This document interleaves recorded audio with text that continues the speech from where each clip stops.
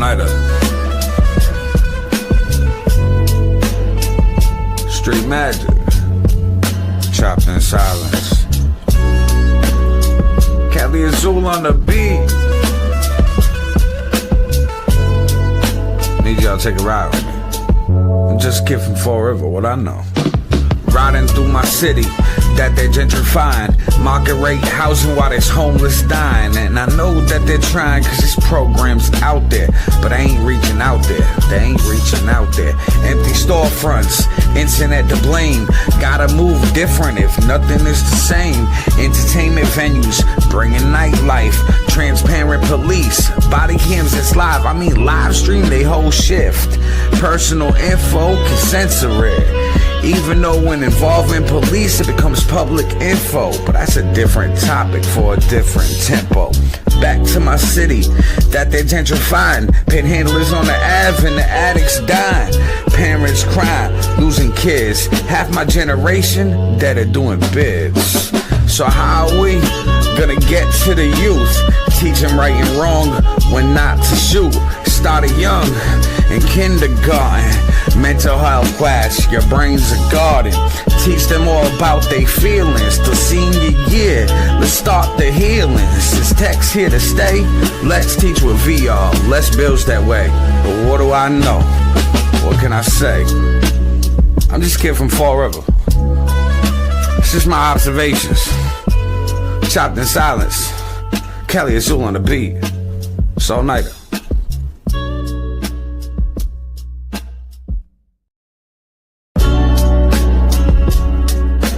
All-nighter. Street magic. Chopped in silence. Cali Azul on the beat. Need y'all to take a ride with me. I'm just a kid from Fall River, what I know. Riding through my city that they're gentrifying. Market rate housing while there's homeless dying. And I know that they're trying cause this program's out there, but I ain't reaching out there. They ain't reaching out there. Empty storefronts, internet to blame. Gotta move different if nothing is the same. Entertainment venues, bringing nightlife. Transparent police, body cams that's live. I mean live stream they whole shift. Personal info can censor it. Even though when involving police it becomes public info. But that's a different topic for a different tempo. Back to my city that they're gentrifying. Panhandlers on the Ave and the addicts dying. Parents crying, losing kids. Half my generation that are doing bids. So how are we gonna get to the youth? Teach them right and wrong when not to shoot. Started young in kindergarten. Mental health class, your brain's a garden. Teach them all about their feelings. Till senior year, let's start the healing. Since tech's here to stay, let's teach with VR. Less bills that way. But what do I know? What can I say? I'm just a kid from Fall River. It's just my observations. Chopped in silence. Cali Azul on the beat. It's all-nighter.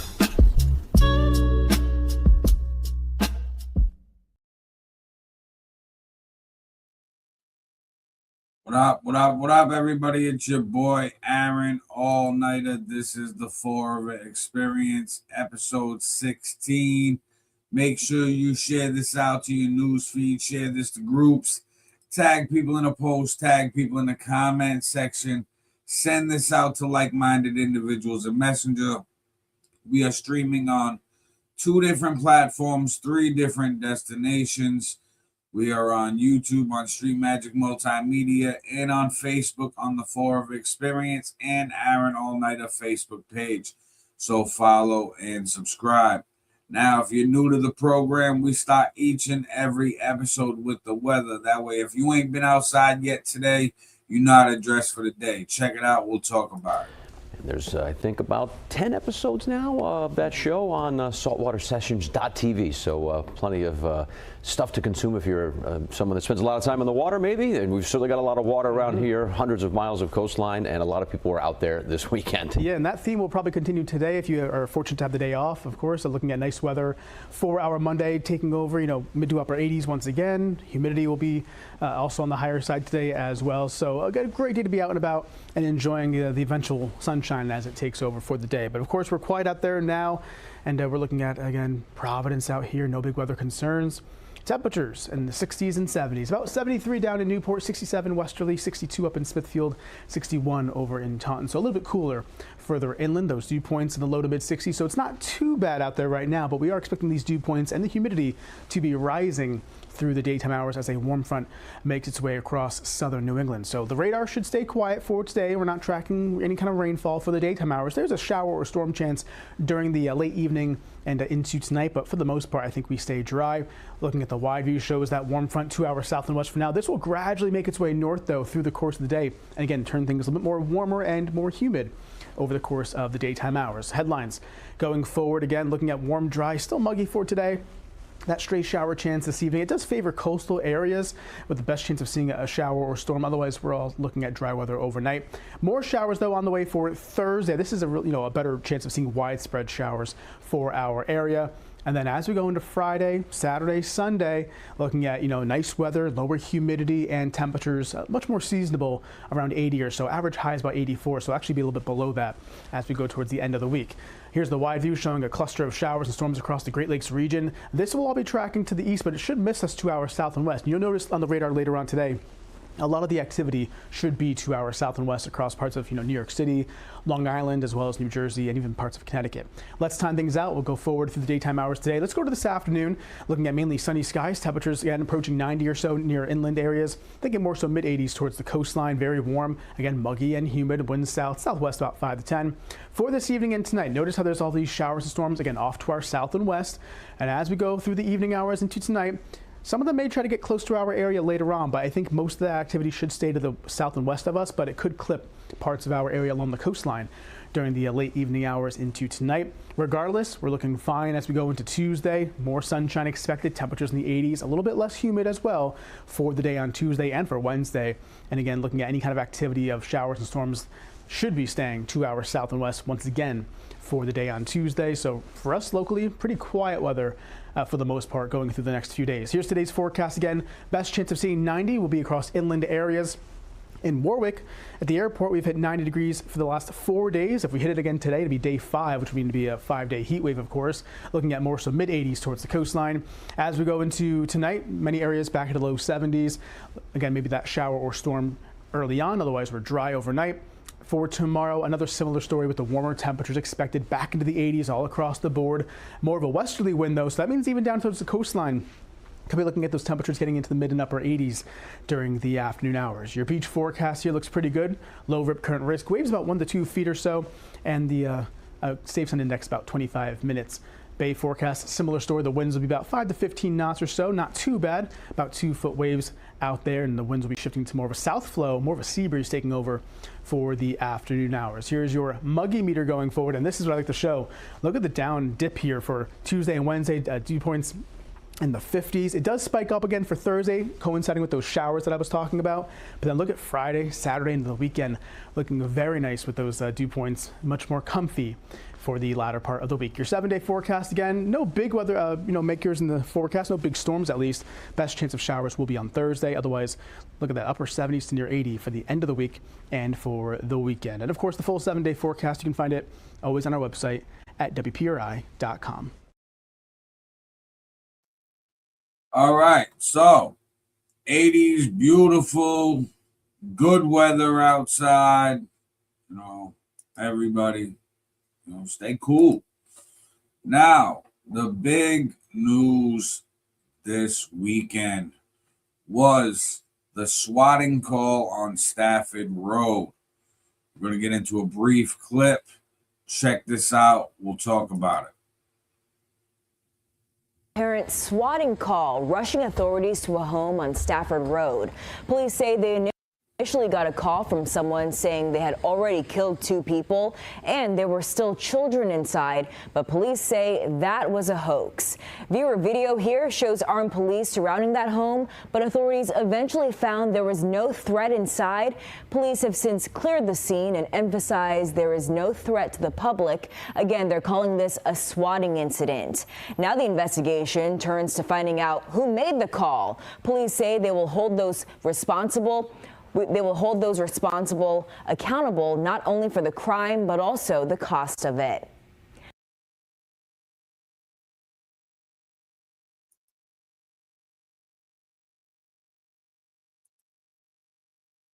All right, so that definitely cost the city a lot of money. SWAT team was out there. They were out there for over an hour. There was multiple police vehicles blocking off roads. There was multiple officers, guns drawn. There was a lot going on, and it was very tense situation. Now, the man who did the swatting call had alleged that they had killed their parents and was holding 2 children hostage in the bathroom. There was also reports on the scanner that somebody called up the police department and screamed out, "You're being swatted," and hung up the phone before they was able to trace the number. So they're looking into that. They're looking to find this person and go through that. Now, next thing I'm going to get into is a video from mayoral candidate Robert Barcellos. He went live this morning after being put in the Fall River Reporter Power Rankings as mayoral candidates. Now, this is what Robert Barcellos, the mayoral candidate for Fall River, has to say about that. Check it out. We'll talk about it. It's Monday. It's hot. It's sweaty. It never ends. Beginning of a new week. The start of Groundhog Day all over again. I'm over in an apartment in Fall River, trying to make this bad boy look better for the next person to move in. That's a nice place. Check it out. That's a really nice place.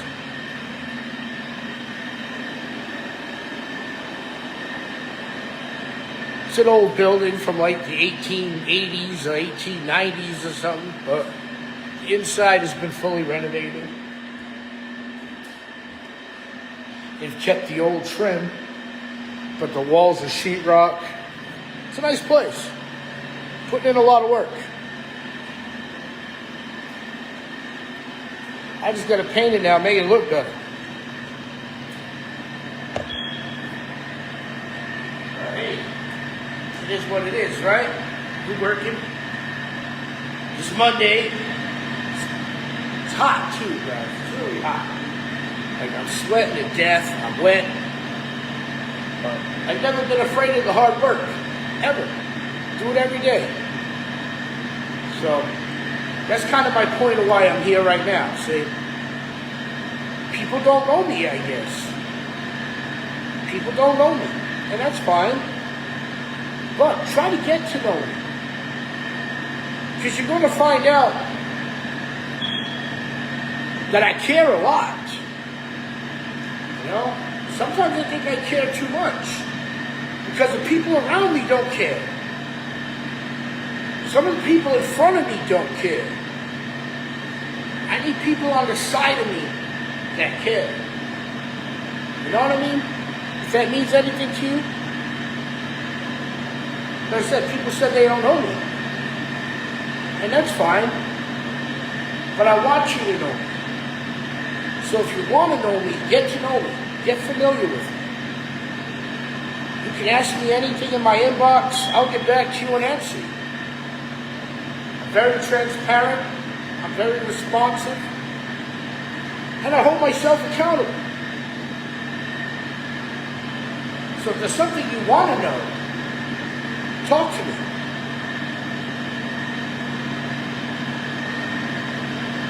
Hey, being in the top 14 is huge. All right? Being 12? I think to myself personally, I rank higher than some of the people that are there. And some of the people in there ain't going to run, and we know this. They put people that are joking ahead of me. I'm not joking. Guys, my only motivation for being here is y'all. I'm not a politician by any means. But do I deal with a lot of the stuff on a smaller scale that they can't deal with on a larger scale? Absolutely. Absolutely. My whole business is property management. It's rent. It's buildings. It's all this stuff, man. My only motivation is the people. It's my only motivation. Is to try to get things back to where we can live in this city. That's my motivation. You want a quick backstory? All right. Well, let's go way back to probably 99. I started DJing at a place called Coppers. We used to do a lot of hip-hop over there, a lot of dance nights, stuff like that. We also used to give every single year to the children for Christmas. There were also multiple fundraisers in between that I got. We're going back over 20 years now. All right, but that's where it all started, well over 20 years ago. Now, fast forward a little bit, we're going to bring it to 15 to 16 years now when we started Boom Squad Radio. Boom Squad Radio started for the purpose of helping the community. It wasn't just putting on hip-hop events. Because if it was just hip-hop events, guys, I wouldn't do it. I honestly wouldn't do it. If it was just for the hip-hop, I honestly wouldn't do it because it's a pain in the neck. It drives me crazy sometimes. All right? It's cutthroat, it's bad, and I don't like it sometimes. But I started it because it gave me a platform to where I could help other people with this platform. All right? Now, how, you asked? How is I put on fundraisers, I use hip-hop as the attraction. The attraction gains money. The money then gets donated to certain other fundraisers, like Operation Christmas. We've donated to Operation Christmas for the last 15 years. Every year for the last 15 years. Also, while donating to Operation Christmas, we donate to SAS Recovery. Every Christmas for the last 3 years, I think. Easter egg hunts. I put on a public Easter egg hunt for every child in the community. Every child. We do an hour sensory hour for the children that are on the spectrum. That was really important to me. You'll find out later on why, because, I adopted a girl that's on the spectrum. And I feel like she's been getting the hard end of the stick by the school system. She got thrown out of her school because she's autistic. That they accepted her on. They read her IEP. Guys, I'm not here because I want to be the mayor and raise taxes and don't give a shit about none of y'all. I'm here because I care, man. I'm here because I care. Not every single day, that'd be too much to say, but every single month, I'm hearing at least 3 different stories of how rents are too high, elderly can't afford to live, young people can't afford to live. Hey guys, we're going the wrong direction. We are going the wrong direction. And we're not thinking about our elderly, we're not thinking about our parents, we're not thinking about our grandparents or our uncles or whoever the heck they are. We're not thinking about them. Some of these people need to be remembered. because they're on Social Security. They're making $1,600 a month. But yet rent is $18,000 to $2,000. Come on. We are voting to put our parents and our elderly in the streets. That's what Fall River has been voting for. For the past over 8 years, that's what y'all have been voting for, is to put your parents and your elderly in the streets. That's not why I'm here. I want to come back here. I want to do this to make it easier, more affordable. Do I have a plan? I do have a plan. All right? My plan is to bring new revenue to this city. Whether it be through fundraisers, whether it be through events, whether it be through some type of entertainment, because entertainment makes money. We need to bring that back, make new revenue, and use that revenue somehow to get these rents down below market rate value. Because I don't know whose freaking market this market rate is going on, but it's not our market.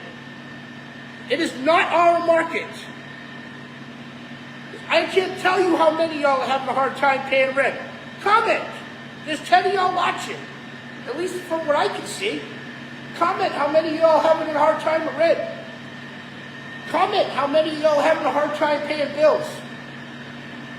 Comment how hard it is at the grocery store. Say something, guys. Do something about it. You have a chance. It's coming next year. You have a chance, at least in this city. You have a chance. It's coming next year. Stand up and vote for it. If y'all keep voting for the same people, for the same names, and expecting different results, that's the definition of insanity. Do something different. Make different choices. Do something different. Get up and vote. Get up and vote. And vote for somebody who's going to stand up for you. Because if you keep voting for the same damn names, you're going to get the same damn results. It's never going to stop. You keep voting for the same names, and then you complain that I can't pay my rent, I can't pay my bills, I can't get food. You're voting for the same names every damn year, guys. Smarten up. Stand up and vote. Go register. You got a chance this year to make some changes. Do it. Next year, you got a chance to pick a new mayor. Pick one that's going to stand up for you. Pick one that's going to stand up for you. All of y'all that are listening, that are not commenting, that are just watching, pick someone that's going to stand up for you. Because, man, they're not thinking of us. There's not one person in there that's thinking of us. Rents are ridiculous. Food is ridiculous. Taxes are ridiculous. Everything is ridiculous. Everything is over the means of what people are making per month. Where's the problem? Where's the problem? Do you see it? Do you see it? Because I just laid it out for you. Everything is more than what most people are making per month. How do they expect you to live off that? Why do you think homeless is so high? Not all those people are on drugs. Not all those people are mentally ill. A lot of those people can't afford to live. Miss Carrere on Rodman Street, I'm not going to give you her address, but she's been living in her apartment, all right, for 15 years. Guess what? The last 4, she hasn't had electricity. Do you know why? Because rent is $1,750 a month. Miss Carrere makes under $1,400. Okay? Miss Carrere makes under $1,400. Her son helps her pay the little bit of rent that her check can't make. She lives off CFC and other food pantries. This is what we're doing to our elderly. This is what we're doing to our people. So we can vote familiar names that sound fucking good, but have never done a damn thing for you. Guys, been trying to help this community for over 15 years, and I still want to. And come 2027, I am filling out that darn paperwork, and I am going to run from there. If I have your support, great. Stand on the side of me, because I don't want nobody behind me. If we're going to show power, then stand on the side of me. Not behind me, on the side of me. Because that's how we're going to make a difference. I love you all. Have a great day. I'm mad. I'm going to paint this place now with aggression. And I'll talk to you soon.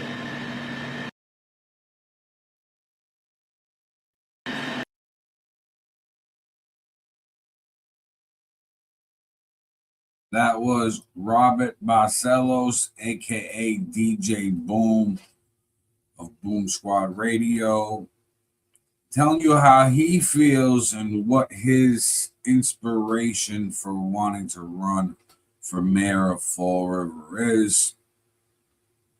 If you agree with his sentiments, follow him, get to know him, get more familiar with the candidate. And we're going to be providing more information on all of the candidates as all of them make official announcements for running. Now, moving along, we got to talk about this real quick. Check it out. We'll talk about it.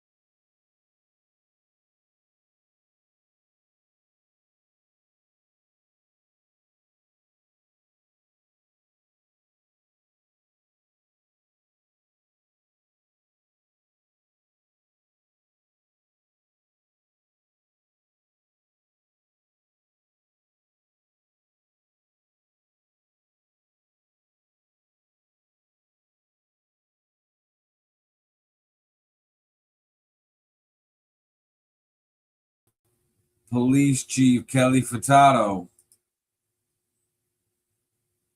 thinking about suing the city. Do you think she'll win? Do you think that this was all orchestrated? Do you think that it was a payout? Or this is all just a planned payout for the city to maybe settle? What are your thoughts about this? Comment below. Now, we're going to keep this going on. Check it out. We'll talk about it.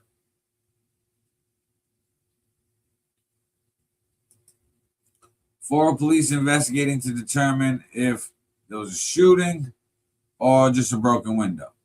Call came into dispatch at just before 7:30 p.m. for a report stating that a gunshot went through a vehicle window in the area of Canal Street. According to Deputy Chief Barton Castro, officers responded to the scene and upon speaking with involved parties, received conflicting accounts regarding what happened.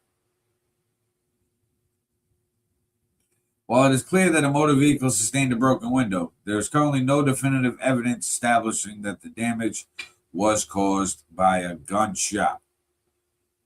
So, while reports of a gunshot with a broken window, police pulled up, they didn't see nothing that told them, hey, this was a gunshot.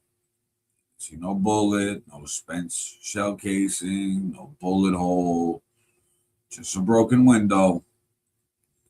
Maybe somebody just broke the window and the person heard a loud bang from the window breaking and thought it was a gunshot. Now, moving along, check this out. We'll talk about it.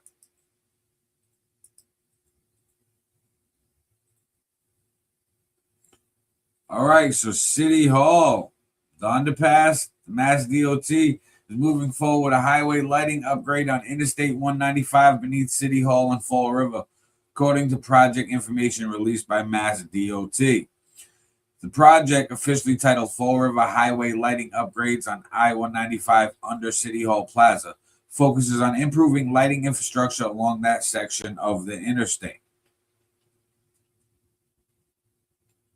Mass DOT received the 100% design package on August 2nd. Construction is scheduled to begin in spring 2027.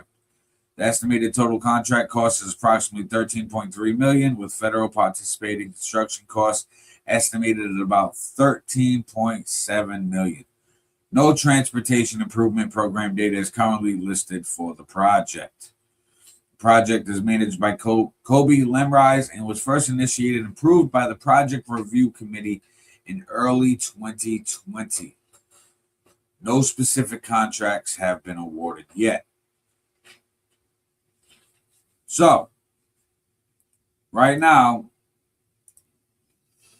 no contracts yet, but this has been in the plan since 2020. They want to redo the lights underneath City Hall. We just spent millions on the lights behind me on the Braga Bridge. Now we're going to spend at least $13.7 million on lights underneath City Hall overpass for you to drive underneath it and pass those lights in 30 seconds. Because it's a highway underpass. There's hundreds of different things that the state could and should be spending that money on. However, somebody's got to weasel some money away for lights, right? Now, keeping this moving on, check it out. We'll talk about it. South Coast Hospitals Group named the 2026-2027 U.S. News and World Report Best Regional Hospital.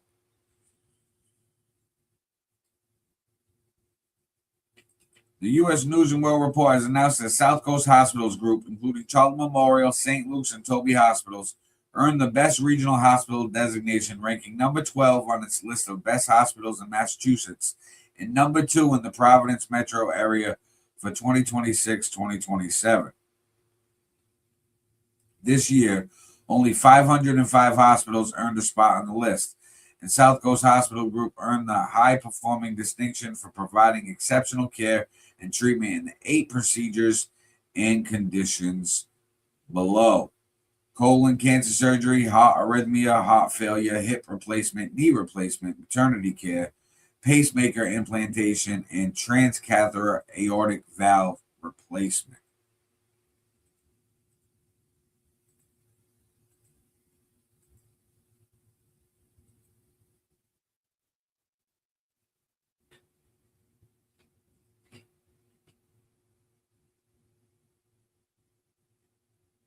Each year, these rankings serve as a representation of the exceptional care of our nearly 8,600 physicians, providers, nurses, and staff to deliver our patients every day.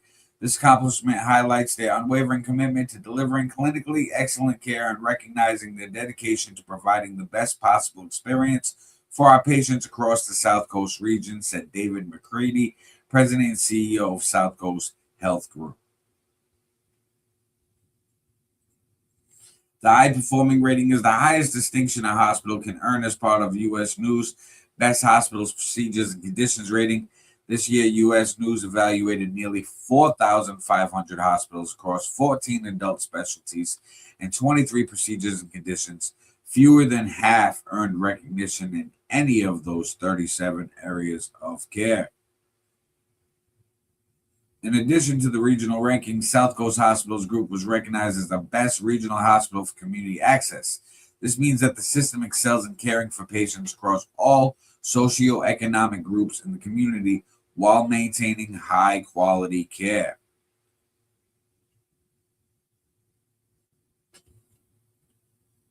So, congratulations to the South Coast Hospital Group, Charlton Memorial.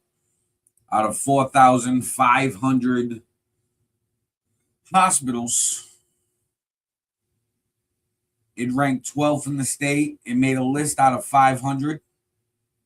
And it's number 2 in the Providence region. So, pat on the back to everybody at Charlton Memorial and the South Coast Health Group. Now, moving along. I know I've talked about it before, and I'm going to keep talking about it. Lizzie Borden on Netflix monster series this fall.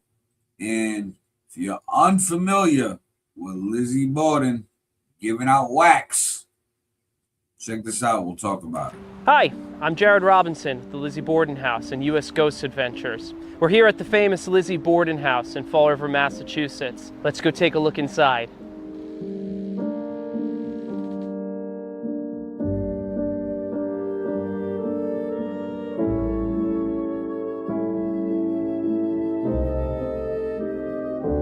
Welcome to the front parlor of the Lizzie Borden House. This room has some significance here. Number one, it's where Lizzie is sat down and she finds out that she is the prime suspect in this case. And number two, it's where the bodies are waked, and it was open casket. So we're standing here in the sitting room where Andrew Borden would come in for his last nap, and unfortunately would be murdered in this room. They're thinking about 10 to 11 blows to the head with what we think is a hatchet. We don't actually really know what the murder weapon is, believe it or not. So we're in the dining room. This is actually where Abby's autopsy was performed, and I know that sounds kind of weird by today's standards, but it was a common practice at the time. We actually do feature photos of the autopsies here at the house. They are pretty grisly as well, but they tell a tale in their own way. We are standing here in the guest room where Uncle John Morse stayed the night before the murders on August 3rd. This is the room where Abby Borden would go up to tidy up on the morning of August 4th, and unfortunately, an unknown assailant would come here with what we think is a hatchet and deliver about 19 blows to the back of the head. It makes you think crime of passion. That's what's captured the attention of audiences for over a century. A lot of folks who come through the house think Uncle John had something to do with it, but we never will know. This is Lizzie's room. It's a nice bedroom by today's standards, but let's think of it this way. She's an adult woman. She's sharing a bedroom with her adult sister. Their father and stepmother are in the door just on the other side of the room. And they don't have running water, they don't have toilets, and they don't have electricity in here. For what Lizzie was enduring as a woman of wealth, they were living well below their means.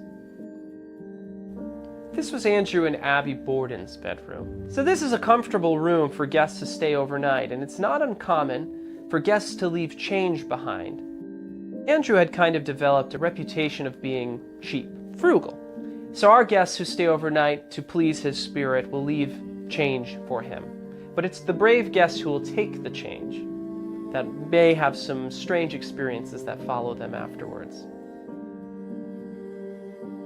So we're here on the 3rd floor of the house, which has been renovated. It's a comfortable stay for most of our guests. It's often referred to as one of the most haunted places in the house. But let's talk about who really lived up here in the 1890s. That would have been Bridget Sullivan. She was an Irish Catholic immigrant who worked as a maid for the Borden family. She actually testifies on behalf of Mr. and Mrs. Borden against Lizzie. But Bridget herself was home on August 4th, 1892. She's not really a suspect in this case for very long. but I definitely have some questions. You might be asking yourself, why are we still talking about this? Why did this capture the nation's attention? And why do people from around the world still come to this house? I think this has to do with the unsolved nature of it. We still don't know what happened 130 years later. We're still asking those questions. We still want to know who did this.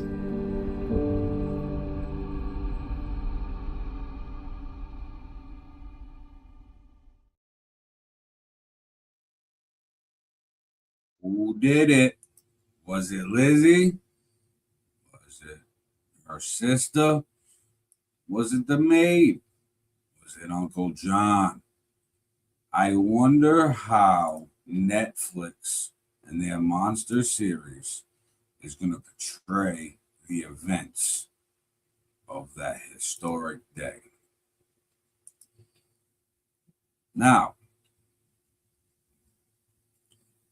we're going to get into something else. Check this out. We'll talk about it. All right. So, this was a recent post on Facebook by Cheyenne Marie, who said, I just wanted to say after 8 years of hard work and dedication, I will not be the face of Almac's Diner anymore. I was fired for my fiance Tyler's Facebook post that had literally nothing to do with me. It was just him asking if he should question Senator Markey at Almac's this past yesterday. I was wrongly terminated for a post I didn't even create, and I am beyond hurt and angry. This just affected my livelihood. If anyone has a suggestion for a restaurant, please reach out. I am a hardworking employee, great waitress, loyal employee, and I bring good energy wherever I go. So to all my family, friends, and loyal regulars, I love and appreciate you. And I just want to say thank you for all your support. Then Cliff Ponte, City Council President, responded to this accusation on his own personal Facebook page. He put, "Hi, everyone. I'm going to keep this brief and not get into back and forth details publicly about the recent events at Almac regarding an employee. There are two sides to every story, and what's being shared appears incomplete and one-sided. We do not discriminate based on race, gender, sexual identity, or political persuasion. We have received text and an audio message, and I'll leave it at that. A few weeks ago, I covered this waitress and her boyfriend to attend a Red Sox game because the Red Sox had a doubleheader and they wanted to go to the night game. They sat in box seats. I paid for it. That shows we truly care about our staff and want people to feel supported, not targeted. At the same time, there are expectations for how managers and staff are spoken to. Disrespecting a manager or speaking in a hostile way." And then it continues.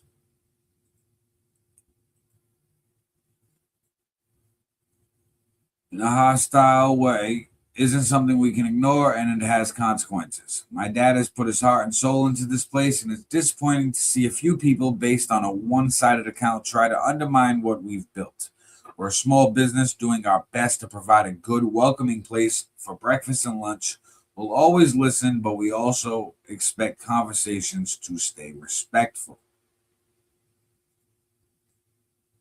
For anyone that knows me and my dad, we do so much for people, not once in a while, every single day, for people to think we would ever do anything to hurt anyone. Beyond that. The waitress's fiance, Tyler De Silva, put, "What you built, what Cheyenne built the past 8 years, you mean. Regulars don't go in there for your father. Hate to break the news to you. As everyone, you can see the amount of showing being to Cheyenne Marie for the whole forum community. Why talk about the Red Sox tickets? Who brags about doing kind gestures for people? Though it was a kindness gesture for our hard work and dedication the past 8 years. Cheyenne was fired because I put up a post saying I wanted to interview Ed Markey, that I was going to go by there because that's what I posted. Then your father got wind of my post and called my fiance on the phone. I had it on speaker. He was screaming at Cheyenne because he thought that I was going to go there Sunday to ask Eddie questions. Why so worried? about questions. It's a public place. He's doing a photo op. Anyone can ask a question. People can ask any questions they want to a senator. I'm a tax-paying citizen. Cheyenne didn't get fired because of anything. She did at Almac. She didn't even make the Facebook post. I did. Cliff Sr. fired Cheyenne because of my post. You're a fucking liar, and it's okay because everything happened for a reason. Cliff doesn't value his hardworking employees. It was a smack in the face to fire a great employee because we are conservative, and you know it because she didn't do anything at work, and she didn't even post the post, so why is she fired, you liar? Cheyenne also called you on the phone and texted you to try to talk to you to tell you what your father did, and you said, I simply stand by my father, and you didn't even listen to her story. We have the text message of that also, which will be presented if you like. I was trying to take it easy on you because I kind of liked you, but what your father did to Cheyenne is outright wrong, and I have all the proof to show. Your father knows why he fired her. You are scared and backpedaling now because you didn't think the Fall River community loved Cheyenne this much. Well, this is what happens when you fire great workers with wrongful termination. It wasn't because of anything she did, which is wrong. Cheyenne's co-workers also know what really happened. Also, should I just interview them or have them call me and I'll play it on speaker for everyone on Facebook? Would you like that? So you can either take responsibility and tell your father what he did was wrong, or I can just talk to Cheyenne's co-workers.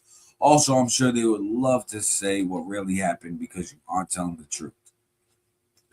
Then he put up this post. So I was just told that Democrat Senator Ed Markey will be at Almac in Fall River this Sunday. He is probably, if not one of the worst senators in the United States. I wonder if he will answer my questions I have. Hashtag uncut thoughts.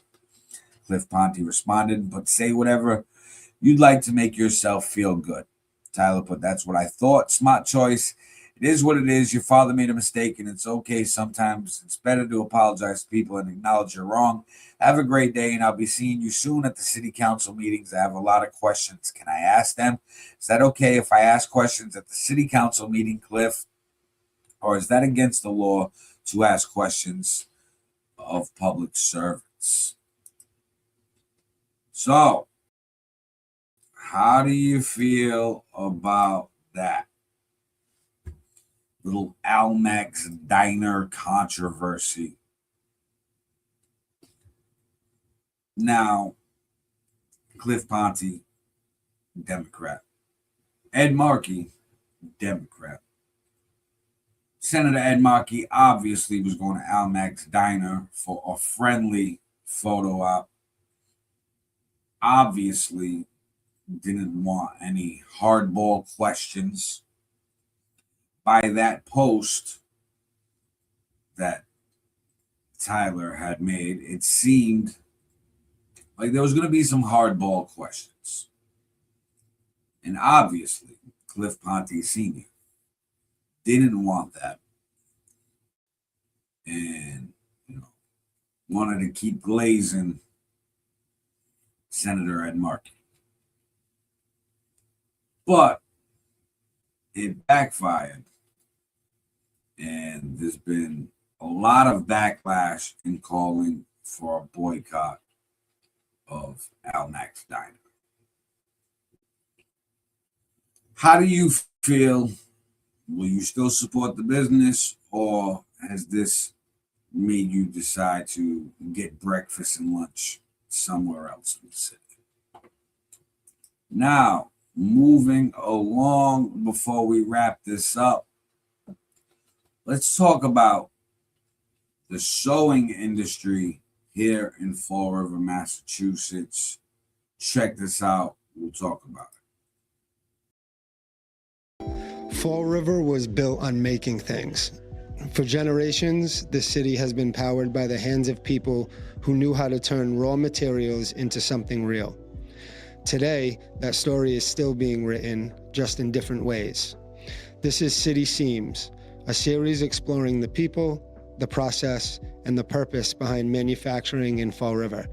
And today we're at Merida, where making isn't just production, it's art.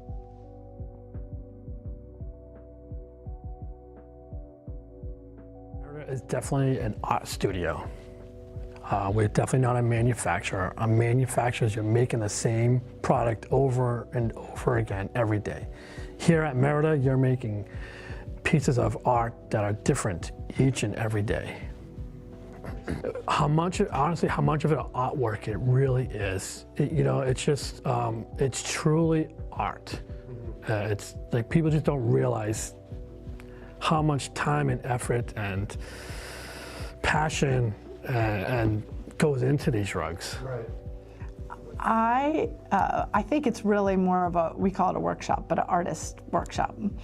And I say that because, first of all, it's like, why do you work with an artist? But the pursuit of art has elevated all of us. Like, it's opened doors, it's required so much from every craftsperson to take risks, to be vulnerable, to practice. We do a lot of practice. None of those things are really a good idea if you're running an efficient manufacturing company. And furthermore, the artists, we've kind of said, you pursue what's in your mind and let us be part of that, versus the market needs blue, or the market needs more of this type of rug or that type of rug. So instead of, which I came from that background, instead of doing market research and saying, okay, this is what will sell, we're trying to pursue like art and things that last and things that are made with people who are putting so much of themselves into it that you feel it when you're there. It's just a very different, I guess, equation than manufacturing. And I think both are great. It's just, what are you pursuing? So.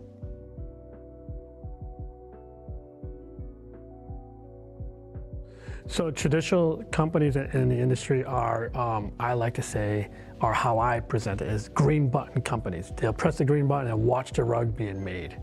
Here, we just don't do that. We use the newer technology, but we do old techniques. We do hand weaving with the newer looms. So we just don't watch the rug being made. We're actually making the rug with our own two hands. The first thing is that we've chosen to work with artists.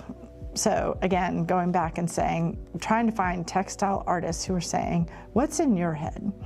What do you want to convey? And then our team's like I was just talking to Rich, one of our master weavers, and he said, I see what she's trying to do, and I'll get out there and start to figure out how you make that happen.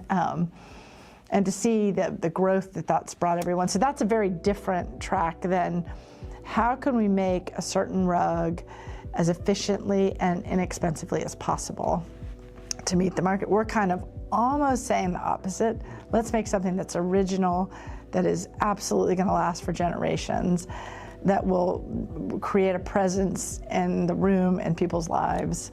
It's just such a different, and every single thing that we make is one by one. Like we're dyeing the yarns for that one rug.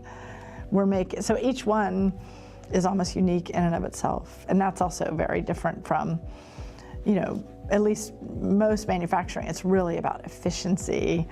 Like, how do you maximize? Like Manny and I always joke about, like, it used to just be like, how do you get, you know what I mean? Like, as much done in every minute. And we're almost the opposite. We're like, slow down, make sure you're thinking about it, practice. If it's too hard, come back. That's it. But the end result is so magnificent that you're like, wow. And that enables you also, though, it's like everything great. We can use all natural yarns. We can use really beautiful yarns, because it's meant to be something that lasts. So it's not about making it as inexpensively as possible. We have zero toxins anywhere, which is really unusual. And again, that comes back to the efficiency. Even on the backing, most backing has a lot of chemicals because it's quick, but ours has to sit overnight. But it's natural. You build that into the process. So it's healthier for the people, everybody here, but also for anyone who's getting it. So, and then maybe the last thing is just the fact that we're making it not just in Fall River, but in the United States is pretty unusual.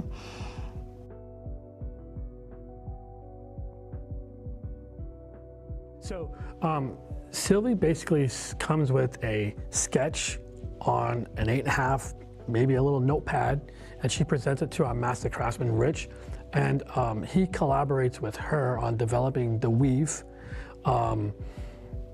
or weave, or with VChat that runs our tufting, that would come up with the tufting technique to create her piece. So, when it starts with Sylvie, the collaboration starts, it's at least a minimum of 2 years, because she's always kind of pushing our ability, different techniques, seaming techniques, weaving techniques, weaving patterns. So she's always pushing the envelope in all of our processes. Yes, and I will do an imperfect job for sure, because it's way more complex. I'll simplify it, how about that? But Sylvie she really thinks in like 5-year cycles, as we were talking about with this book. So she's got like a whole set of ideas, and they're not necessarily rugs. It's like she starts almost with like, what memories am I thinking of? What artists am I thinking of? What emotions do I want to evoke? So pretty vague and deep. She starts sketching, and then she starts to get a sense of like, so maybe one year she's like, I really want to focus on light and shadows in this year. Now, she's focusing on light and shadows every year, but that might be one of the main things she's trying to think about. Another year, she was really, which was the book, kind of thinking about like the space in between, the pause. So that was kind of influencing. So she'll start with sketches. Then she, like all great artists, thinks the materials kind of need to be able to talk. So I remember when I first met her, she said, just send me a bunch of your yarns and I'm just gonna live with them. And I was thinking to myself, what's she talking about? And she had them, and she would just, throughout her day, she was just living with them, like feeling them, looking at them, thinking about them. And then she finally calls me back. She goes, okay, I got it. I'm like, what do you mean you got it? And she's like, well, I know what I want to convey, and I've lived with these yarns, so I have a bunch of combinations that I want to start to put together. And we didn't do that before Sylvie either, but we started making our own yarns. So combining different yarns for different effects. It's magnificent, actually. So then she starts that process. Then she starts to work. Sometimes she would work on her hand loom. Sometimes she just works off of sketches with our super talented team of designers here. They start to work with the workshop and talk about, this is what she wants to convey, this is what she's thinking, these are some of the yarns she's thinking about. And they start to put them in CADs that then can be used out on the looms. But then it's a really iterative process, back and forth, back and forth. These yarns aren't going to work. What you're suggesting isn't possible. I've got a different suggestion. And that's over a year. So a year of back and forth. They meet every day, which I find shocking. It's been 8 years, every morning on Zoom. And they hold things up. They're looking at things on their screens. She comes every 6 weeks, spends long days out on the workshop floor. She also, that 5-year arc is important because she'll start to introduce little things, but she'll have an idea. For example, I used to be here, but collaging, like taking different weaves and starting to pull them together. So she had that idea, but it took like 4 or 5 years of practicing smaller steps. And the team was really working on it and giving her feedback. Yes, no, think about this, think about that.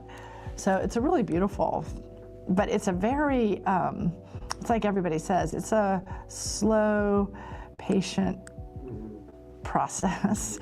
Because you're also, both practicing to bring your skill level up, but then the skill level sometimes surpasses the original idea. And so then it's a real dynamic conversation. So, and then in the end, each one, so if there's 36 pieces, the artist proof is the first full final one. Right. And so those are kind of really special because that's exactly what she had in mind and the first full expression of that piece. So.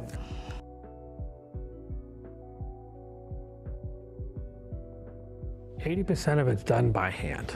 20% is done machinery, believe it or not. A dance, a beautiful dance, where you each is doing what it does best. So I think our team has mastered how to get as much out of a machine as you can, so you can get more strength, you could do things with the machine that you can't do with only hands. But then I think the hands are everywhere. They're from the beginning when we're making the own yarns to doing inserts to finishing, seaming, collaging, and even just I'm actually kind of envious. I just feel like if I have my eyes and my brain, hopefully, to think, I feel like all of our weavers have their hands, and it's like they have so much intelligence in their hands and their eyes and their brains, and so the hands are just kind of always working. So I don't think, but we're able to do things with the machines that we would not be able to do if we were only using our hands. So it's quite, anyway, it's like, instead of it being, everyone likes to say either or, I feel like if it's a beautiful continuum, we're kind of capturing the best of both. And it's different in every rug. Some rugs might lean a little bit more towards a machine. Some might lean a little bit more towards hand, but a dance. I think of a dance, a beautiful dance, where you're getting the most out of each partner.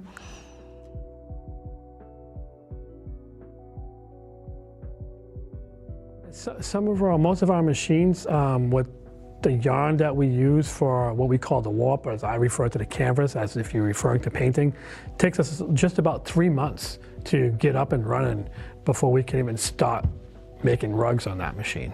That's right. Sure. So we work with Sylvie, again, starts 2 years ago, and she gives us a color pattern. We get it dyed, but we also mix yarn here in-house. So we take 2 different yarns and we put them together to make one singular yarn to be woven or tufted into one of our pieces. And that changes the color. I mean, it's like I say, like mixing paint. So we can lighten it up, we can darken it up, we can add a sheen. You know, we can do pretty much whatever your mind wants. I think fundamentally, I don't think people would realize like how much the massive amount of talent that is going into every aspect of this rug. Just all these beautiful brains and hands coming together, working for a year. And a lot of like beautiful work, almost like, I don't want to say egoless, because everybody has an ego, but everybody contributing to something that is going to live beyond you. So, and happily contributing your expertise, your knowledge at every little step of the way. So I would say that I find it very hard to convey that to people in a way that sounds meaningful. That's one. I think people would be shocked at the materiality. I mean, sometimes we spend more time making the yarns than weaving the rug. And how much care goes into that. I recently asked Sylvia, I said, what are you most proud of right now? And she said, you know what I'm so proud of is, I think we were weaving like something pretty simple. And Rich saw something and stopped. And he was like, no, I don't like what's happening at this little piece. And she said, nobody would have ever noticed. And he was not happy with that, and she said just the level of attention and detail that goes into that. And my third thing, which is big for me, is I feel like it's so amazing when people put their spirit into their work, and that's everything. It's the frustration, the challenge, but the joy that comes from doing something hard but really well. And I just feel like that. I don't know. I always say it's so ineffable, but I feel like you feel it, but it's very hard to convey to people. Like, and that's just so different from, and there's reasons to have things that are mass produced too. So, but it's very different. Yeah. It's just there's really no comparison. So And again, there's a need for all of these. I just hope that more people get to experience, you know, being around people who are so talented and put so much of themselves in, and then living with those pieces is amazing.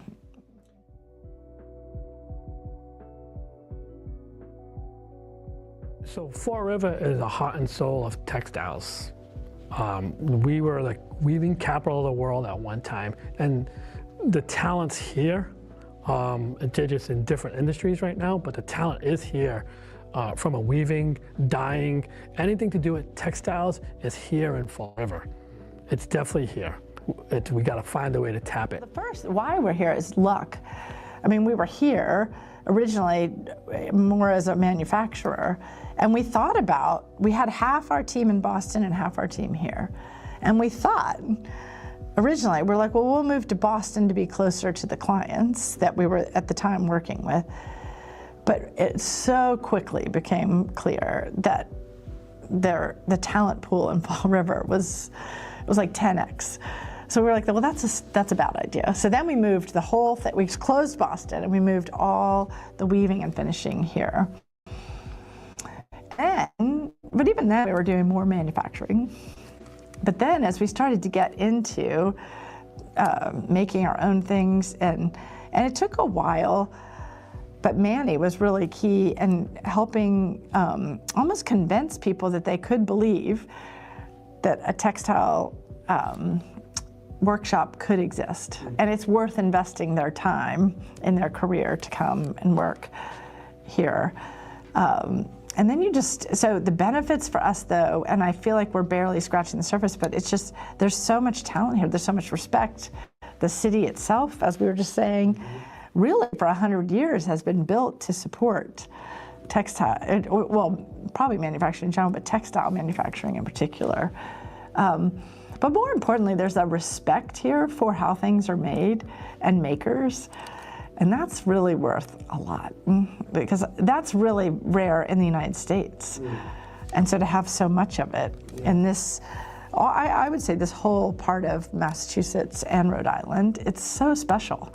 Whether it's furniture makers or, it's just, there's a lot of makers, there's a lot of creative talent here, because there's also a lot of respect for it, which I hope we can kind of amplify throughout the United States, because I think it's pretty remarkable.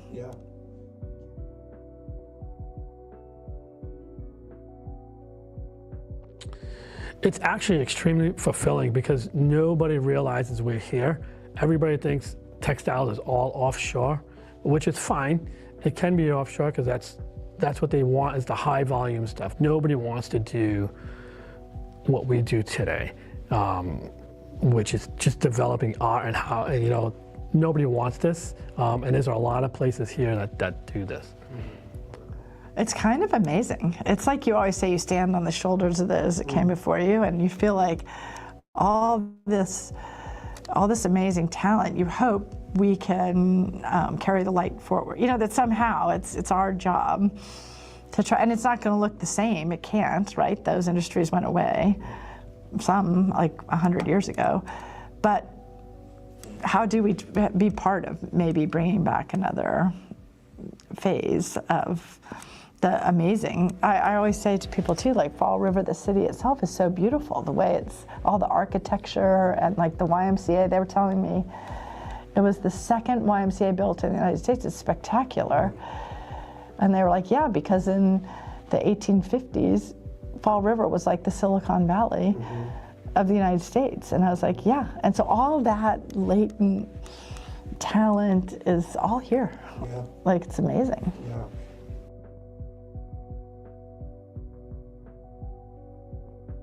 Whatever you refer to textiles, whether it's weaving, seamstress, dyeing, anything to do with textiles, the talent's here in this city.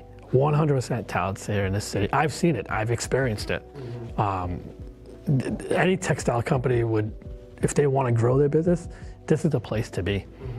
I think this making, so people who really have a respect for getting in, learning, because it's slower than, you know, like, I don't know, if you get a job, maybe even as a graphic designer, it's quick. It's like you learn the programs but here, you might spend a year practicing certain aspects of weaving.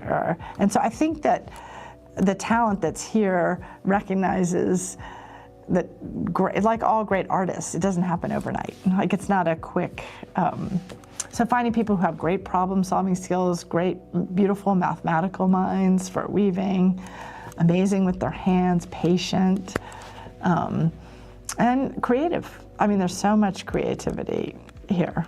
We're lucky enough to know a few furniture makers, they say the same. It's the same. They're like, you have to apprentice it, because they're like, your hands learn at a different pace than your mind, and you have to respect that. And I don't know, maybe it's our, where society is right now, but everything is going the opposite way. It's quick. And everything here is like, everything really great is a little bit slower and worth it. Right. Worth the hard work and time to become an expert. So I feel like that talent is, and we're just starting to try to work with some of the high schools, but it's great that there are, like we were just talking about, that there are weaving programs, there are textile programs, and that's so exciting to me. So that that's a sign though, that the talent, the area recognizes that talent, because you don't find that. Just go, 40 miles north into the Boston suburbs. That doesn't exist. Those types of programs, those types of opportunities, at least I don't know about them, if they do exist. So.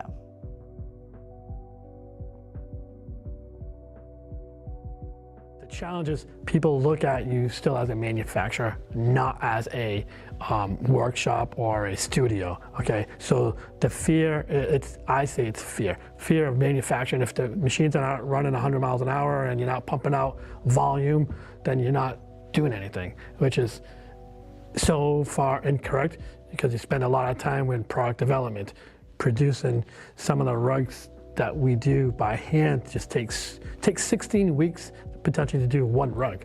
It takes you 1 week to weave one rug. It takes you 1 week to seam one rug.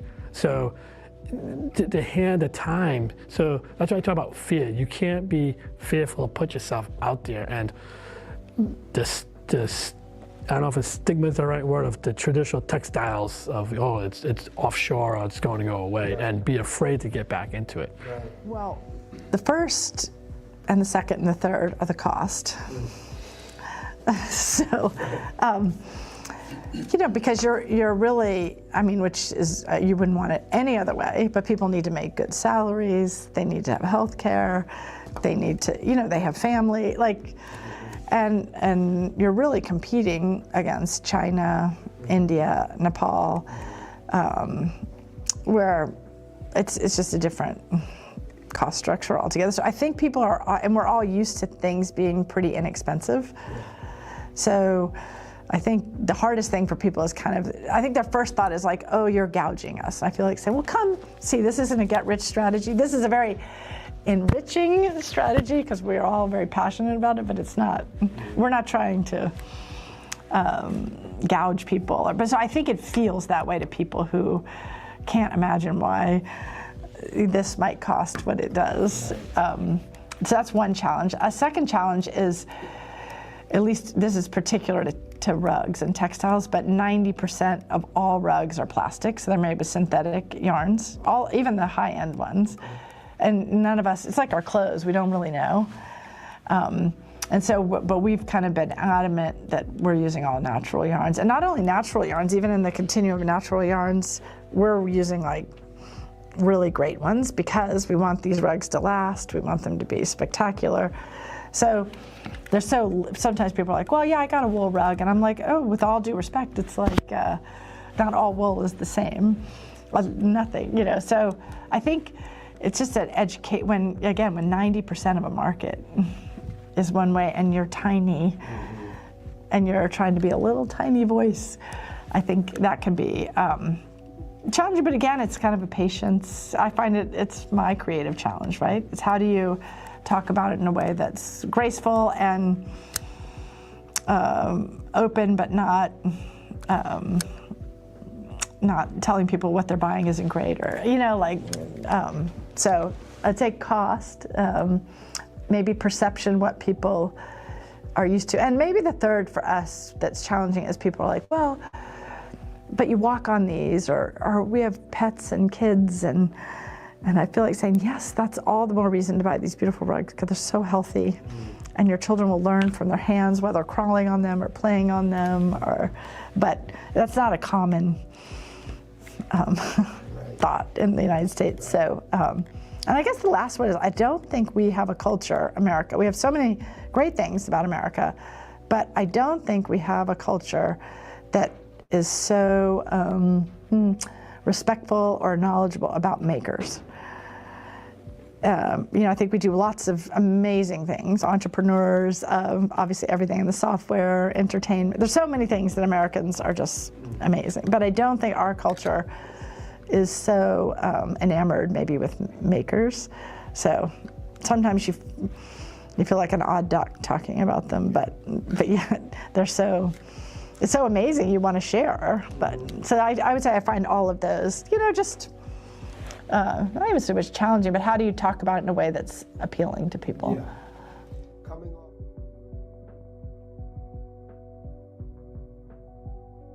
Special, because everything started in America, so it's and it shows the rest of the world that, hey, you can take the high volume, but look at us, we're not going to go away. Here's us, we could do it even better. You can have that cheap stuff, but here's what is even better. Well, for me, it's kind of a labor of love. I just think it's so, rewarding. I remember, right before I bought the company, I was like, I would love for it to be a place where there's so much joy and pride in what we're making. And everyone was kind of like, okay, Catherine, whatever. It's a company, it's a job.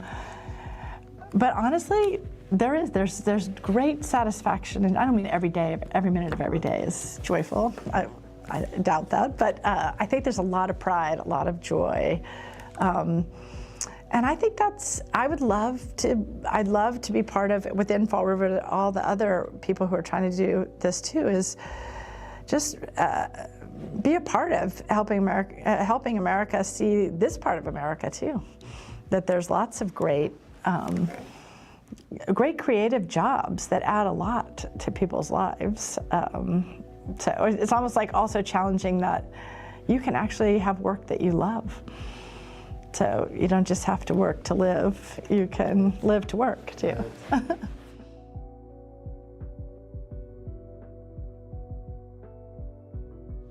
They're definitely functional, but they also can be hand down from generation to generation, like a family heirloom. 100% that's our collectible series, that's what it's meant for. We can repair anything. So if years down the road there's a defect, bring it back to us. We'll work with you on getting it repaired, and you can pass it down to your kids, grandkids, whoever you would like to. Yeah, so we have two series. We have a studio series, which is fully customizable. You can do whatever you want with it.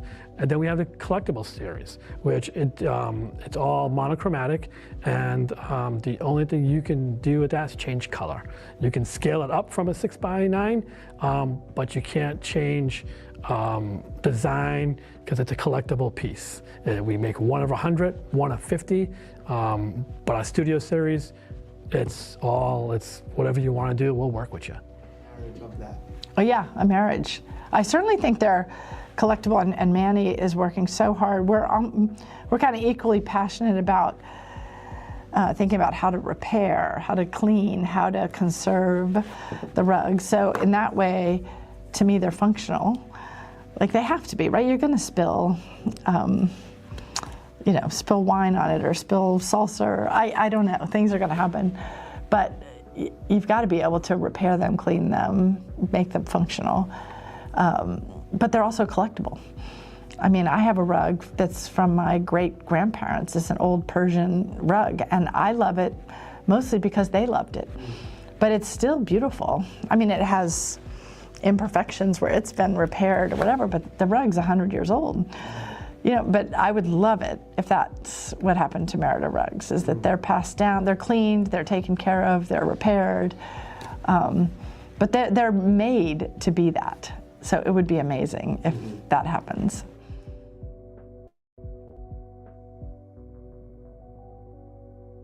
I hope they feel a piece of all of us here from Merida.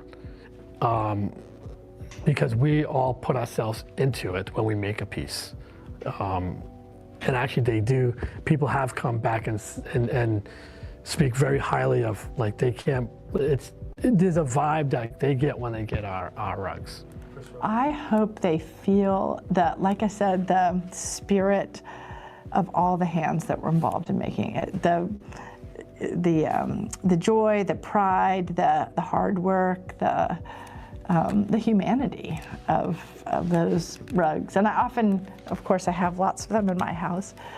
And people are always at my house, they're like, oh my God, I just feel so, your house feels so nice or great. And I'm like, it's the rugs. It's absolutely, and everyone laughs at me, of course, but I'm like, I'm telling you, it's the rugs. And I share this last bit. To me, it's like when you go to someone's house who loves to cook, loves it. It's like whatever they're serving is amazing. Like, I think I'm a decent cook, but I don't love to cook. So I think you would be like, that was fine, it's nice. But when you go to someone, they put so much of themselves into it. You taste it, you feel it, that's how I feel Merida rugs are for people. That you feel it. Even if you don't realize that you're feeling it, you feel it. So at least that's what I hope. What's happening here at Merida is a reminder that making isn't just about production, it's about intention, creativity, and pride in the process. And in a city built on manufacturing, that story is still being written every day. This is City Seams, and this is just one of the many stories being made right here in Fall River. We'll see you in the next episode.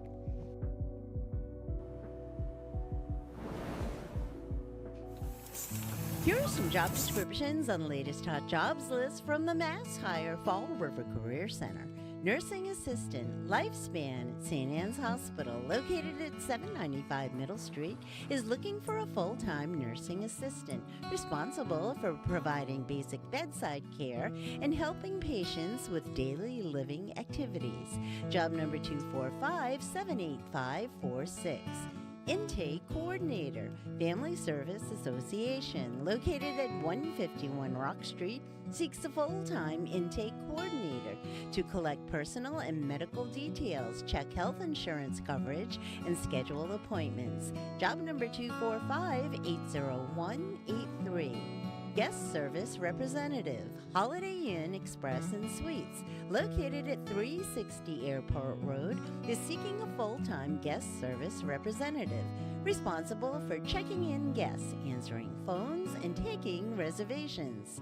Job number 245-80889. Weekend Shift Registered Nurse, Fall River Deaconess Home, located at 259 Prospect Street, is urgently looking for a part-time weekend shift registered nurse. For more information, call 508-674-4847. Innovative Defense Technologies, located at 456 Bedford Street, has an immediate need for the following full and part-time positions. Linux System Developer, job number 245-78602. Systems Engineer, job number 245-78571.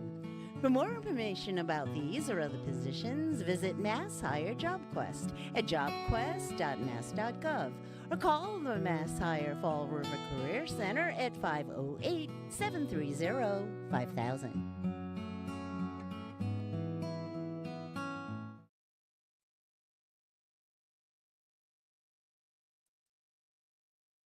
All right, everybody. I want to thank you guys for tuning in to today's episode of the Fall River Experience, episode 16. Make sure you share this out to your newsfeed, share this groups, tag people in the post, tag people in the comment section. Send this out to like-minded individuals in Messenger. And also, don't forget to follow and subscribe. We are on YouTube, on Street Magic Multimedia, and on Facebook on the Four of Experience and Aaron All Nighter Facebook page. So follow, subscribe, turn on notifications. And if you're watching this on YouTube, right after the live, make sure you hype the video. You already know what it is. It's your boy Aaron All Nighter. Everybody be good, be safe, do the right thing, stay out of trouble, treat each other with love, dignity, respect, and all that. You already know what it is. Your boy Aaron All Nighter.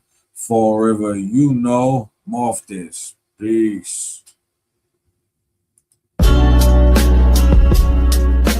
All Nighter.